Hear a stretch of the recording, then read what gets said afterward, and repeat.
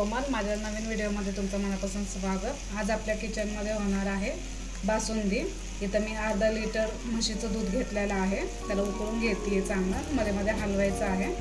आणि इथे मी खवा घेतलेला आहे, हे 200 ग्रॅम खवा आहे।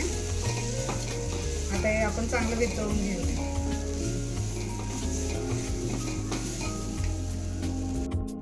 हे बघा, हे खवा आपला वितळलेला आहे। आता यामध्ये आपण ड्रायफ्रुट्स टाकूया। इथे मी काजू, बदाम आणि हे घेतलेलं आहे 4 वेळे, त्याच्याने थोडा क्रिस्पीपणा येईल आपल्या बासुंदीमध्ये। दूध पण आपलं थोडंफार आटत आलेलं आहे। आता हे आपण खवा यामध्ये टाकूया। हे बघा, मी खवा टाकलेला म्हणून कलर जरा चेंज झालेला आहे, असंच कलर करायचा आहे। आता यामध्ये अर्धा चमच वेलची पूड टाकायची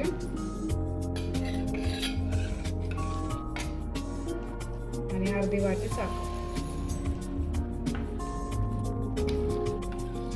साखर टाकल्यामुळे ते थोडंसं पातळ दिसेल दूध, त्याला आपण आटून घेऊया।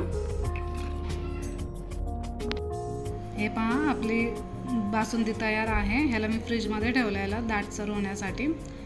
तुम्ही करून पहा, छान लागते। रेसिपी कशी वाटल्यास कमेंट करून नक्की सांगा। लाईक करा, शेअर करा, सबस्क्राईब करा। धन्यवाद।